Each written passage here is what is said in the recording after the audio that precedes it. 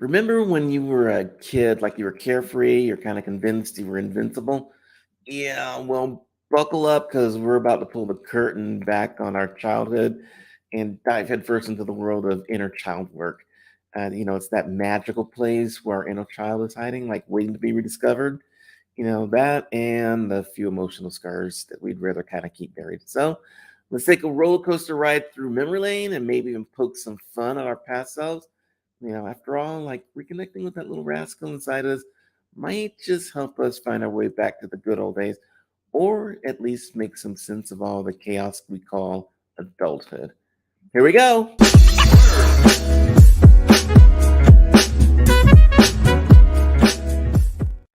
Ladies and gentlemen, today we have a special treat for you. Joining us is the remarkable Cathy Ho, a mother, comedian, and an aspiring trauma and inner child coach who's all about unearthing those hidden treasures of our youth. I can't wait. I'm going to try and get some of mine out. Cathy's here to guide us on this special adventure into our own past as we uncover emotional triggers and rediscover our long lost childhood spirits through the power of sharing her own story. So get ready to awaken yourself as she shares her stories. Welcome, Cathy Ho. How are you today?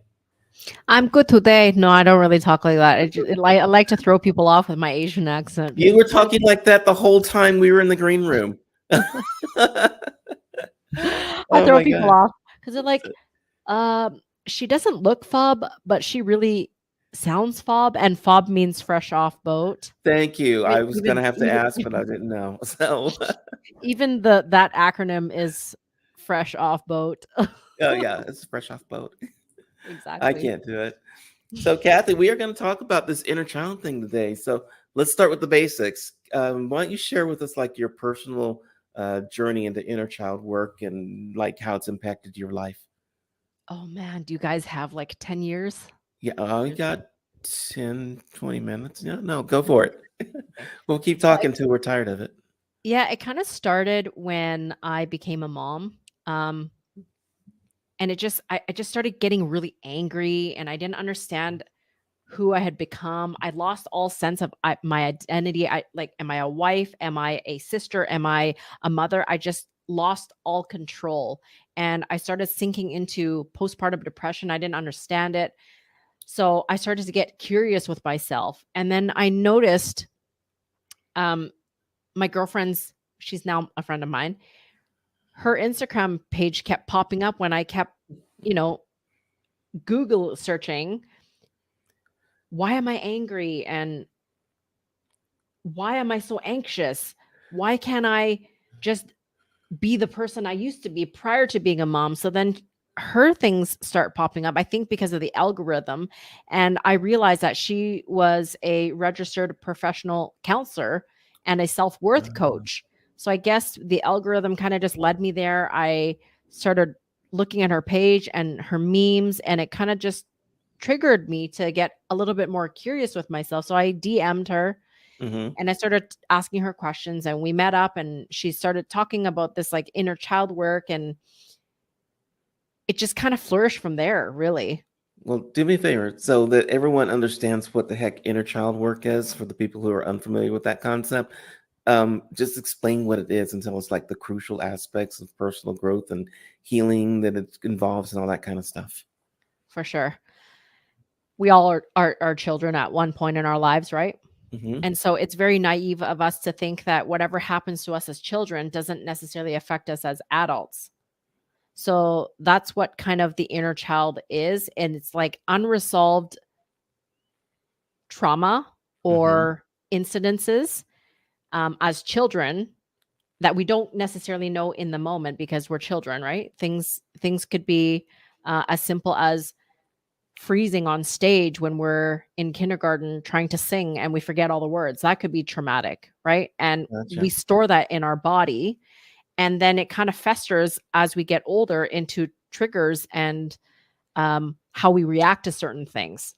So, just a question here: like, at what age? And this is just me, because I've always thought that now that I look at like people and they're older and I go, the young people, it's like, I don't know when do people actually ever grow up and go like, I'm an adult now, other than age. I think everyone stays a child all the time.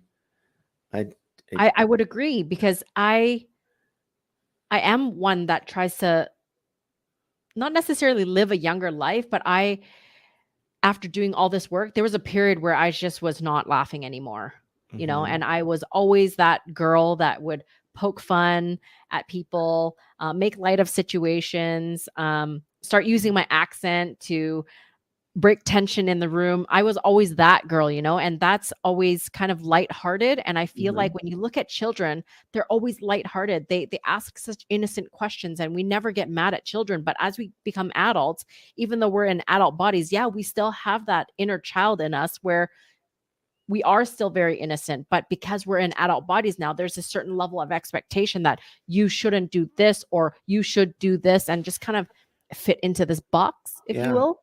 So I absolutely. love the way you put that when you're saying that, we are all children because we all are. And if we can acknowledge that, I think there would be more compassion and empathy towards from adult to adult versus like, oh, we're going to give a child compassion and empathy, but why are we not doing that with each other as adults? Absolutely, absolutely. So, in that case, then, like, what role do you think culture and society and family expectations play in like our development of our inner child?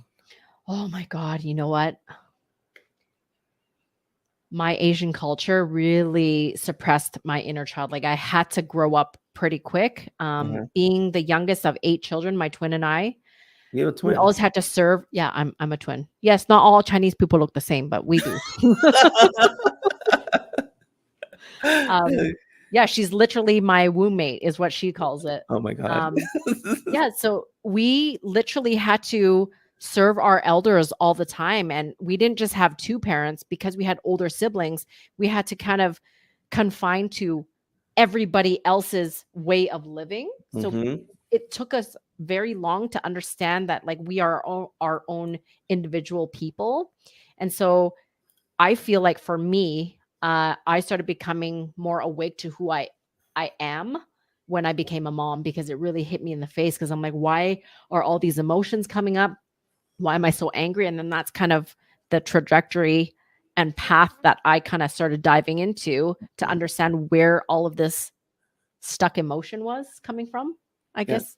So I got to ask the twin question. So, like, as a twin, because people say like twins bond. You guys do the same thing. Are you fraternal or identical twins? We're identical. Okay. We don't necessarily look so much alike anymore because we just have different styles, the way we do our hair, the way we do our makeup.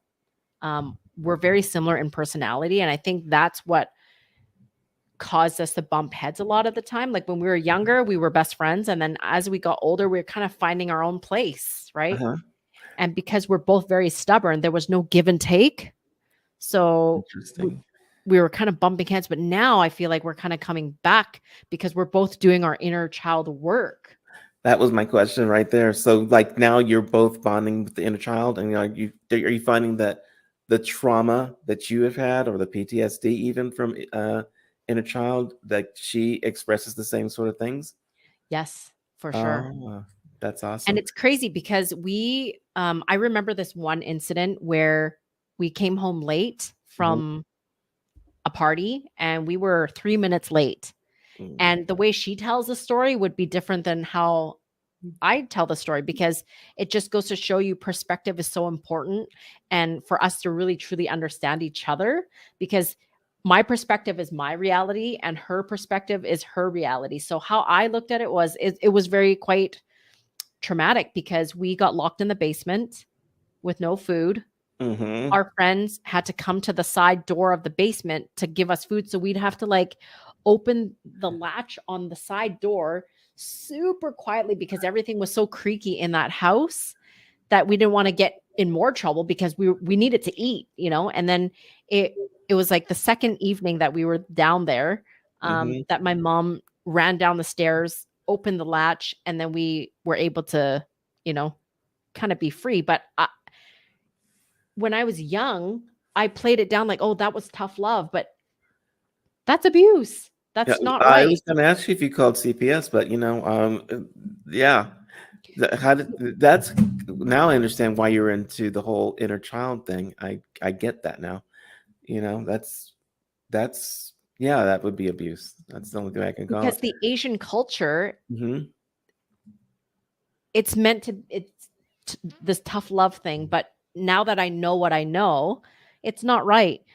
I held a lot of underlying resentment towards my parents that I didn't even know. Yeah. And it uncovered itself when I started doing plant medicine journeys.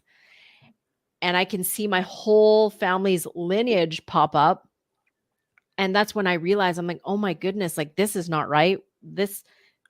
When that incident happened, um, it's not right. But I was able to give my parents compassion because all I saw was them in these refugee camps, people dying around them.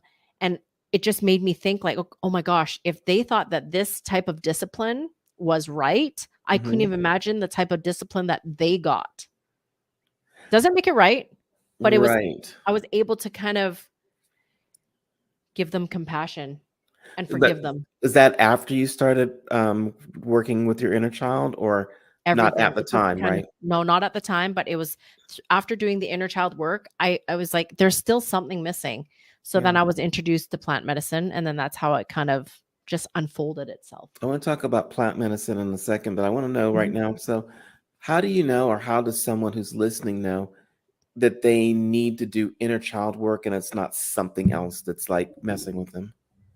I think the biggest and easiest sign to detect if you have a wounded inner child is your triggers. Okay, like, give me an If example. if a person gets triggered by something, that's usually stems from something deeper. Because isn't it silly to think that, oh, that person that just cut me off on the road meant to do that to piss me off? Mhm. Yeah, they don't usually, but they just do it because they got their own thing going on, but you get pissed off because of it, Right. And right? that anger usually stems from some sort of deep rooted pain. Now, when you go take it a step further and explore that pain usually stems from some sort of childhood event that was unresolved. So how do you know what the event is, and then how do you resolve it? Because That's a I great yeah, I hear it. I hear they like, cut off in traffic, flip the guy off, go back, and it's because my mom locked me in the basement. How do you get from A to B backwards? That's a great question because I feel like I was pretty blessed to understand now that I know what I know. Um, I stumbled into my inner child work because I was molested when I was 3, but I Mhm. didn't realize that that was a traumatic event because I had stuffed that away and didn't even remember it until I went to a sales course. And this person that was speaking, he just took a completely different approach. He's like, "Hey, if you guys want to take your business to the next level, you need to work on your emotional SHIT." Mhm. And I was like, "Interesting." And then the words that fell out of his mouth afterwards, he's like, "I was molested when I was younger, and it made me feel like I was not good enough. So it leaked into my ass like it those aspects leaked into my business. So I would always operate from a place of not being good enough. So when I heard that, it hit me and all of these emotions started to come. I just started crying. Yeah. And the person beside me now is he's become a really good friend of mine. He just took my head, put it on his shoulder, and I just kept crying. I was like, "Oh my goodness." Then I started to remember what had happened. So then I started working with some energy healers. Mhm. And this guy, he does specific biotune healing. So he uses tuning forks to feel my energy field to see where I was stuck. So he was able to continuously uncover where I was stuck. And it started to pique my memory like, okay, when you were 20 years old, roughly, there was a traumatic event that happened. It's stuck in your body. There's a male figure. And I was like, oh my gosh, that was an ex boyfriend of mine. He cheated on me and then he punched me in the face. And then it was in that moment, I didn't recognize it at first until he Mhm. said, oh, my jaw hurts. And I was like, oh my gosh, that was that ex boyfriend. But I think far too often when we're younger, I was taught to just kind of glaze over things like, "Oh, it's Yeah. not a big deal. It was just a high school sweetheart. It didn't mean anything." But trauma gets stored in our body and it needs to be expressed. It So, does. sometimes when events pop up that is very similar to what happened in the past, that's Hmm. what triggers are. So you brought up so many good things that I want to ask about. One was, did you get into the plant-based medicine because of the trauma? And also, I know that you do like the sound bowls, which I think are just awesome. Mhm. Did all that come out of like your trauma and trying to heal? Yes. Yes.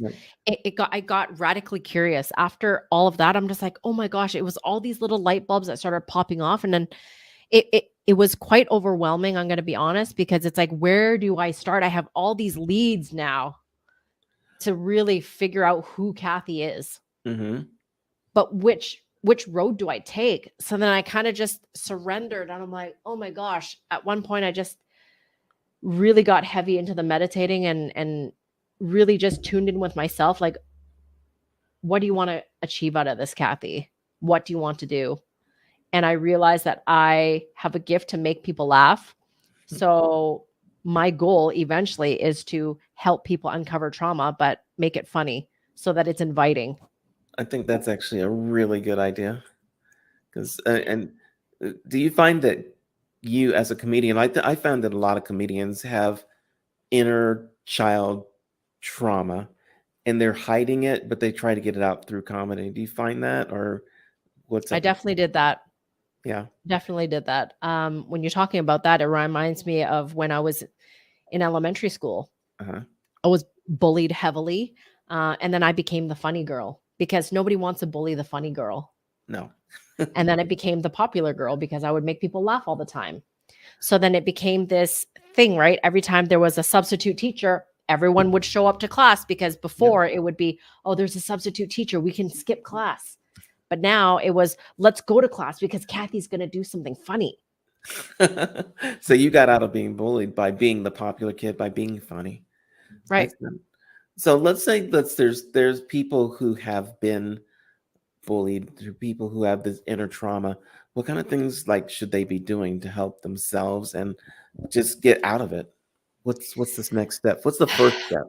The first step is really to get radically curious with yourself. Hmm. Like understanding why you do the things you do, say the things you say, attract the people that you attract into your life, and then just start asking questions like, why did this person come into my life? What is the lesson to be learned here? And just really asking those deep questions because we would ask these types of questions when we first meet somebody, but why do we not turn these questions on ourselves? And as soon as I started getting more radically curious, I'm just like, oh, it just led me to another question. And then that question brought me deeper. And then that question brought me even deeper. And then that's when I just started kind of opening up. I'm like, okay, so Hmm. now that I have all these questions, like, where do I get help now? And I think letting down your ego, really letting down the ego and asking for help. Yeah. Like, what about relationships that you currently have? Like, do those relationships come from, or do they keep suppressing the inner child? Like, if you got a spouse or you've got some kind of partner or that kind of thing? Well, I'm separated now. We moved to Nicaragua and we separated here because we brought all of our junk here. Hmm. And when you have two people that are on different spiritual paths, awakening, if you will, you either go like this or you go like this. So we kind of started moving apart from each other. And it was in the separation that made me realize that I had a lot more work to do because now that we're separated, I see where I still had some inner child Hmm. kind of driving the car in our relationship because they say hindsight is always 2020, and it totally is because that heartbreak, it was probably the hardest thing I've ever had to deal with, but also the most rewarding, because now I'm at a place where I can look back. I'm like, oh my gosh, my inner child showed up here, here, here, here, here, and here. And now I can give myself more grace because before it's like, why did I make this mistake? And I was so hard on myself because that's how I grew up. Uh-huh. Did you do the work yourself, or did you have a counselor to help you? How did you get Counselors, past it? Counselor? counselors. So one of the it gets me emotional a little bit because she really helped me out. Yeah. So Yeah. counselors were really big in helping you get past it all. Yeah, and getting past my ego, like, I can do this by myself. I don't need help. I can do this work by myself. Okay, well, Mhm. how though?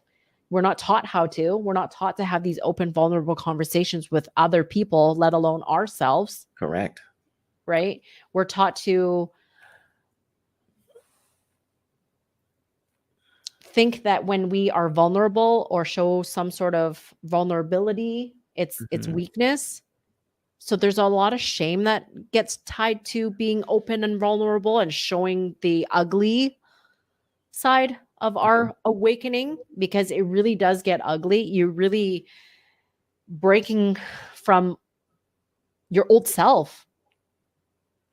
And it's like there's a grieving process in trying to understand who you truly are.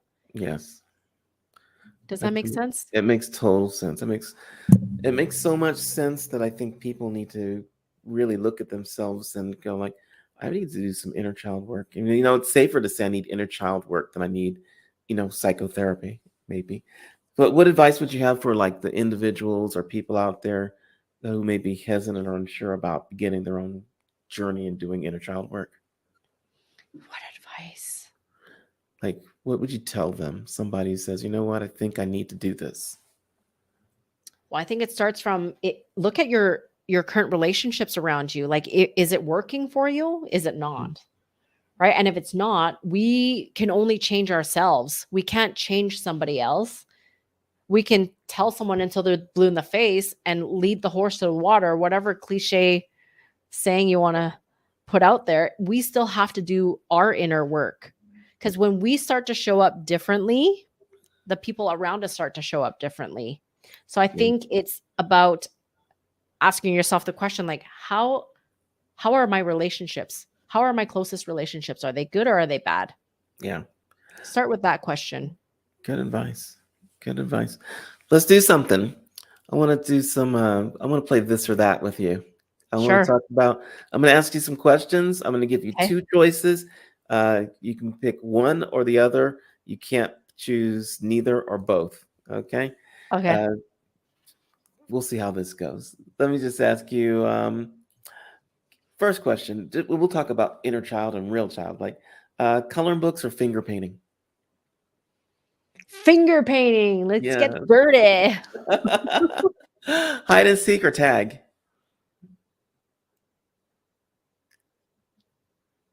That's a good one. I like both. Uh-huh. Tag. Tag. I like tag. Tag is good. Do you want to be it or do you want to actually not be it? Oh, I want to be it because I'm a fast runner, so Okay. Yes, I never got any prizes for being it or anything. Seems like there should be in some. we So should. building forts or climbing trees. Climbing trees. Okay. Cartoons or children's books. Children's books. Okay. Pajama parties or playground adventures. Playground adventures. Ah, I'm a total tomboy. there you go. How about imaginary friends or secret hideouts?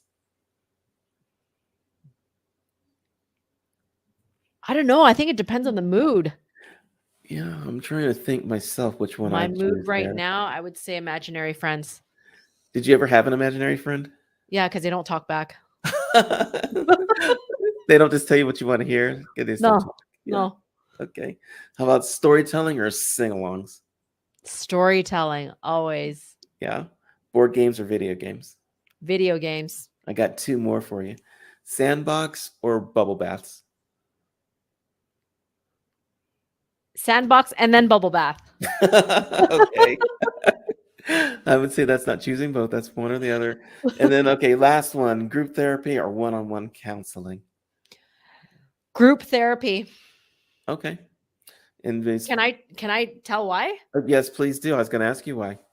Because there is a power in sharing story. When we all share our stories openly and vulnerably, Mm-hmm. we can see ourselves in every single person.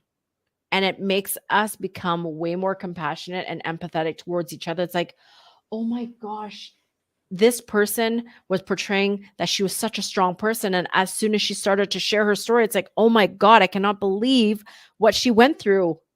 Gotcha. Okay. So Uh, I group therapy for sure. Awesome. Kathy, it has been like amazing talking to you. I want people to be able to stay in touch with you. So for you guys that want to stay in touch, it's on Instagram, that Kathy Ho. I love that you came up with that. And also on Facebook, facebook.com/Kathy Ho. So thank you so much for being on. And Thank you so much for having me. we're going to have to Really, do another one of these and talk about singing bowls and meditation and plant-based medicine and all that kind of stuff. So we shall. thank you very much and peace out, everybody. Okay, bye.